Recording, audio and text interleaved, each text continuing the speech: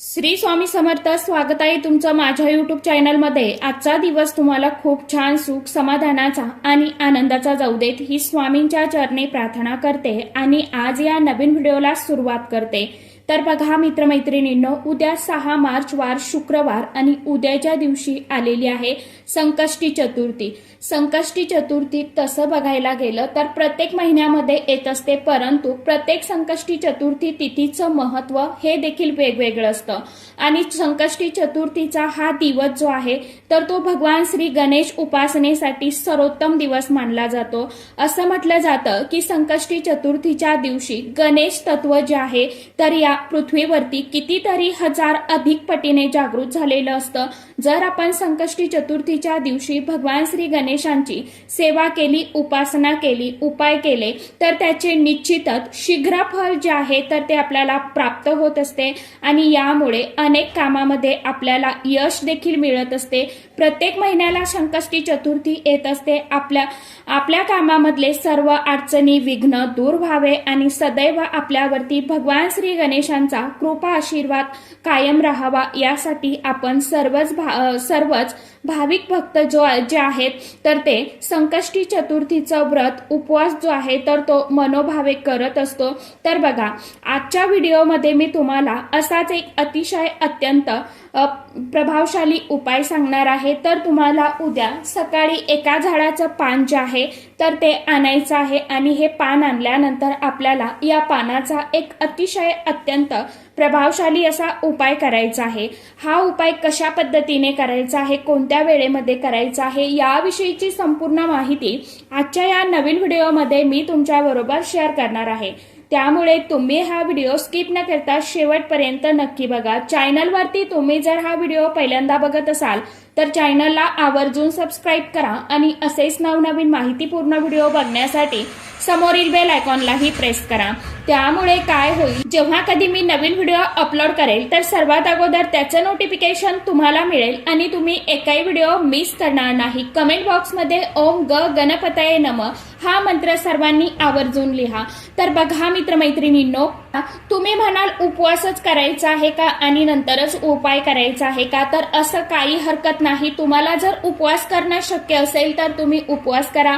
जे कोणी माझी ताई, दादा, मित्रमैत्रीण उपवास करत नसेल ते देखील उद्याच्या दिवशी हा उपाय करू शकतात. मनापासून सेवा करा, उपाय करा. नक्कीच तुम्हाला केलेल्या सेवेचं फळ जे आहे तर ते गणपती बाप्पांच्या कृपेने मिळणारच आहे. उपवास तुम्ही करा किंवा नका करू, तुम्ही उपाय करू शकता, सेवा करू शकता. आता काही कारणास्तव आपल्याला, जसं की आपली तब्येत जर साथ देत नसेल तर आपण व्रत करत नाही, उपवास करत नाही. तुम्ही उपवास केला नाही केला तरी हरकत नाही, उपाय तुम्ही करू शकता. हे झाडाचं पान आणल्यानंतर आपल्या मनामध्ये कितीही कठीणातील कठीण इच्छा असेल ती पूर्ण होणारच आणि त्याचबरोबर तुमचे कोणतेही काम असू द्या त्यामध्ये जर अडचणी, अडथळे, विघ्न येत असतील तर ते या उपायाने 100% दूर होणार. त्यामुळे प्रत्येकाने संकष्टी चतुर्थीच्या दिवशी हा उपाय म्हणजे उद्या करायचा आहे. उपाय अतिशय अत्यंत सोपा आहे. आपल्याला फक्त झाडाचं पान लागणार आहे.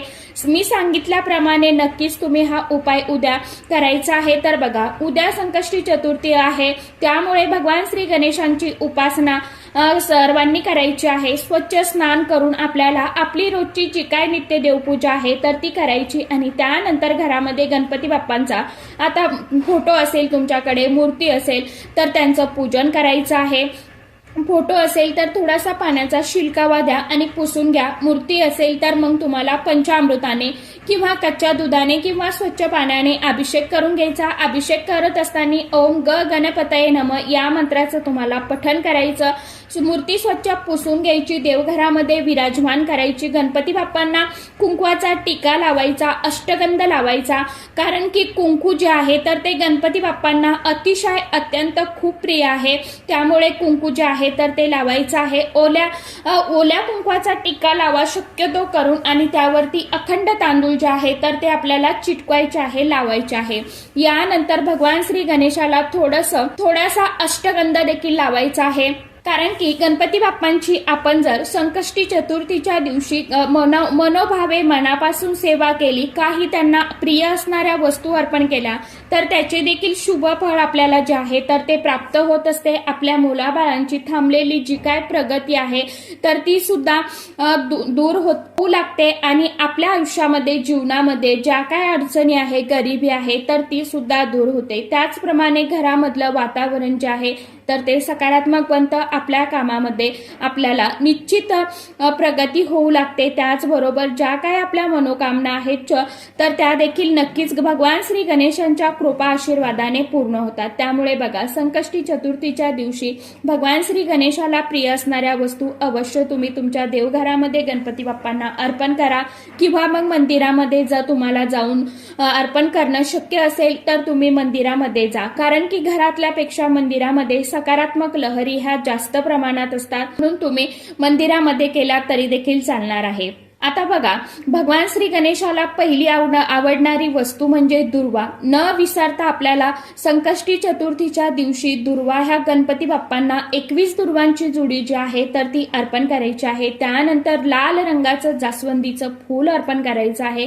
कारण की लाल जास्वंदीचं फूल भगवान श्री गणेशाला खूप अतिशय अत्यंत प्रिय आहे. त्यानंतर मोदकचा नैवेद्य अर्पण करायचा आहे आणि यानंतर तुम्हाला मोदकचा नैवेद्य अर्पण करणं शक्य नसेल तर मग गोड खोबऱ्याचा नैवेद्य तुम्ही ठेवू शकता किंवा मग मोतीचूरचा लाडूचा नैवेद्य तुम्ही ठेवू शकता. आता यानंतर तुम्हाला मनोभावे नमस्कार करायचा आहे, धूप दीप ओवाळून घ्यायचा आहे. कारण की आपण संकष्टी चतुर्थीला गणपती बाप्पांना अर्पण केल्याने त्यांचे शुभ लाभ आपल्याला जे आहेत तर ते मिळत असतात. घरामधले वातावरण सकारात्मक बनून आपल्या कामामध्ये आपल्याला निश्चित यश मिळते. त्याचप्रमाणे मुलांची कुटुंबाची देखील प्रगती होते. बघा, उद्या संकष्टी चतुर्थीच्या दिवशी घरामध्ये कोणत्या झाडाचं पान आणायचं आहे तर आपल्याला जास्वंदीच्या झाडाचं पान आणायचं आहे. कारण की सर्वांनाच माहित आहे जास्वंदीच्या झाडामध्ये साक्षात श्री भगवान गणेशांचा वास असतो. त्यामुळे जास्वंदीचं झाड आपल्या अंगणामध्ये असावं किंवा आपल्या बाल्कनीमध्ये छोटं का होईना कुंडीमध्ये एखादं तरी जास्वंदीचं रोप जे आहे तर ते आवर्जून लावावं. हे जास्वंदीचं झाड लाल रंगाचं फूल असलेलं असावं याची काळजी घ्या. लाल फुलांच्या जास्वंदीच्या झाडांचे एक पान आपल्याला आणायचं आहे. हे पान आणल्यानंतर घरी आणून स्वच्छ धुवून कोरडं करून घ्यायचं आहे, पुसून घ्यायचं आहे. आता मी सांगितल्याप्रमाणे तुम्हाला गणपती बाप्पांचं विधिवत पूजन करून घ्यायचं. मूर्ती असेल तर मूर्तीला दुधाने स्नान घाला किंवा फोटो असेल तर पुसून घ्या. सांगितल्या पद्धतीने तुम्ही गणपती बाप्पांची मनोमन पूजा करून घ्या मनोभावे. त्यानंतर धूप दीप ओवाळून घ्यायचा आणि यानंतर आपल्याला एक लाल रंगाचं कापड घ्यायचं आहे. आता बघा, जास्वंदीचं पान घ्यायचं आणि जे आपण आणलेलं आहे त्या पानावरती आपल्याला ओल्या कुंकवाच्या सहाय्याने, म्हणजे आपल्याला थोडंसं कुंकू घ्यायचं आहे, ते ओलं करायचं आहे आणि कुंकवाच्या सहाय्याने छोटंसं त्या पानावरती स्वस्तिक काढायचं आहे. आता स्वस्तिक कुठे काढणार तर जिथे आपण देठाचा भाग आहे ना तर तिथे तुम्हाला स्वस्तिक काढायचं आहे. स्वस्तिक काढत असताना काळजी घ्या, स्वस्तिक मध्ये 4 डॉट जे आहेत तर ते द्यायचे आहे. साईडला तुम्हाला 2-2 छोट्या छोट्या लाईन ओढायच्या आहे. कारण की छोट्या छोट्या लाईन ह्या रिद्धी सिद्धीचं प्रतीक असतं, म्हणून तुम्हाला त्या 2 लाईन ज्या आहेत तर त्या ओढायच्या आहेत आणि पानावरती आपल्याला देठाच्या बाजूला हे सर्व काढून घ्यायचं. त्यानंतर आपल्याला आपल्या मनामध्ये जी काय कठीणातील कठीण इच्छा आहे तर ती तुम्हाला अगदी थोडक्यामध्ये त्या कुंकवाच्या सहाय्याने तुम्हाला लिहायचं आहे. जसं की समजा आपली मुलांची प्रगती, आर्थिक प्रगती किंवा लक्ष्मी प्राप्ती, धन प्राप्ती, व्यवसाय प्राप्ती, असं तुम्हाला म्हणजे तुमच्या ज्या काय इच्छा असतील किंवा नोकरी प्राप्ती, अशा तुम्हाला इच्छा ज्या असेल तुमच्या त्या पानावरती तुम्हाला त्या कुंकवाच्या सहाय्याने लिहायच्या आहे. लिहिल्यानंतर छोटी एक प्लेट घ्या, तिथे एखादं लाल रंगाचं कापड ठेवायचं, त्यावरती थोड्याशा अखंड अक्षता ज्या आहेत तर त्या तुम्हाला ठेवायच्या आहे, म्हणजेच तांदूळ ठेवायचे आहे. त्या तांदूळावरती तुम्हाला थोडंसं हळदी कुंकू अर्पण करायचं आहे. गुलाबाच्या पाकळ्या असतील तर त्या देखील तुम्ही अर्पण करू शकता. यानंतर गणपती बाप्पांसमोर आपल्याला हे पान जे आहे तर ते ठेवायचं आहे. आता आपल्या हातामध्ये आपल्याला 21 दुर्वांची जोडी जी आहे तर ती घ्यायची आहे. दुर्वांचे जे टोक आहे ते आपल्याला साजूक तुपामध्ये बुडवून घ्यायचे आणि 21 दुर्वांची जुडी उजव्या हातामध्ये घ्यायची आणि तुम्हाला ओम ग गणपतये नमः या मंत्राचा किमान 108 वेळा जप करायचा आहे। जप करून झाल्यानंतर तुमच्या मनामध्ये जी काय इच्छा आहे, जी काय तुम्ही पानावरती लिहिलेली आहे ती गणपती बाप्पांना मनोमन सांगायची की अशी माझी इच्छा आहे आणि भगवान श्री गणेशा ती लवकरात लवकर तुम्ही पूर्ण करा, म्हणून मी हा उपाय सेवा जी आहे तर ती करत आहे। त्यानंतर तूप लावलेल्या त्या 21 दुर्वांची जुडी त्या पानावरती, जास्वंदीच्या पानावरती आपल्याला अर्पण करायची। ती जास्वंदीच्या पानावरती ठेवण्याआधी तुम्हाला भगवान श्री गणेशांच्या चरणांना ती जुडी लावायची आणि तुपामध्ये बुडून घेतलेली त्यानंतर आपल्याला जास्वंदीच्या पानावर 21 दुर्वांची जुडी ठेवायची। लाल जास्वंदीचं फूल तुम्हाला शक्य असेल ठेवणं तर ते देखील ठेवायचं आणि परत आपल्याला आपल्या हातामध्ये 21 अखंड तांदूळ जे आहेत तर ते घ्यायचे। त्या तांदूळाला हळदी कुंकू लावायचं, थोडंसं तुकडा तांदूळ घेऊ नका, फुटलेले घेऊ नका, अखंड तांदूळ जे आहेत तर ते घ्या। 21 तांदूळ तुम्हाला एखाद्या वाटीमध्ये डिशमध्ये मोजून घ्यायचे आणि एक एक अक्षर तुम्हाला घेऊन आपल्याला त्या जास्वंदीच्या पानावरती ओम ग गणपतये नमः या मंत्राचा जप करत करत 21 अखंड अक्षदा ज्या आहेत तर त्या पानावरती तुम्हाला अर्पण करायचे आहे। हा उपाय कधी करायचा? हा उपाय तुम्ही सकाळपासून ते दिवसभरामध्ये कधीही करू शकता। हा उपाय केल्यानंतर बघा तुम्हाला जे पान आहेत, जे साहित्य आहे तर ते दिवसभर तुम्हाला तिथेच ठेवायचं आहे। संध्याकाळी तुम्हाला 5च्या नंतर हे सर्व साहित्य उचलून घ्यायचं आहे। जास्वंदीचं पान जे आहे तर ते घ्यायचं, त्यावर अर्पण केलेल्या 21 दुर्वांची जुडी जी आहे ती घ्यायची, अखंड अक्षदा ज्या आहेत तर त्या घ्यायच्या, लाल फूल जे आहे तर ते घ्यायचं आणि लाल धाग्याने तुम्हाला एकत्र बांधायचं आहे आणि हे घेऊन तुम्हाला जवळपास जिथे कुठे गणपती बाप्पांचं मंदिर असेल त्या मंदिरामध्ये जायचं।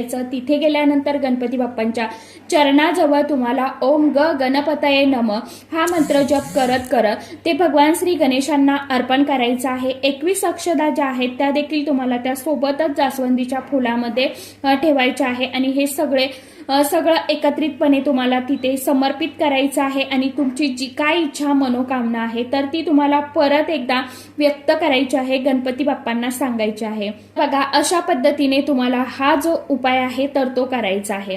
हा उपाय तुम्ही दिवसभरामध्ये कधीही करू शकता, फक्त 12 ते 12:30ची वेळ टाळून तुम्हाला हा जो उपाय आहे पानांचा तर तो करायचा आहे। अशा पद्धतीने तुम्हाला हा जास्वंदीच्या पानांचा उपाय जो आहे तर तो करायचा आहे। उपाय नक्की करून बघा। फक्त सांगणं इतकंच आहे की उपाय करत असताना मनामध्ये श्रद्धा ठेवा, विश्वास ठेवा आणि मनापासून सेवा उपाय जे आहेत तर ते करत चाला, सोबतच कष्ट करत चाला, कर्म चांगली करत चाला। नक्कीच आपल्याला आपण केलेल्या कष्टांचं फळ जे आहे तर ते मिळतच असतं। काहींना वेळ लागतो, काहींना लवकर प्राप्त होतं। मनापासून सेवा करा, सेवेकरी घडवत चला। तर चला सांगितल्याप्रमाणे उपाय उद्याच्या दिवशी नक्की करून बघा। व्हिडिओ आवडला तर व्हिडिओला आवर्जून लाईक करत जावा, इतर मित्रमैत्रिणींना देखील व्हिडिओ जास्तीत जास्त शेअर करत जावा। तर चला आजच्या व्हिडिओमध्ये इतकीच माहिती होती, कशी वाटली नक्की सांगा। व्हिडिओ आवडला तर चॅनलला आवर्जून लाईक शेअर सबस्क्राईब जरूर करा। परत भेटूया नवीन माहितीसोबत, नवीन व्हिडिओंसोबत। तोपर्यंत सर्व माझ्या YouTube परिवाराला श्री स्वामी समर्थ।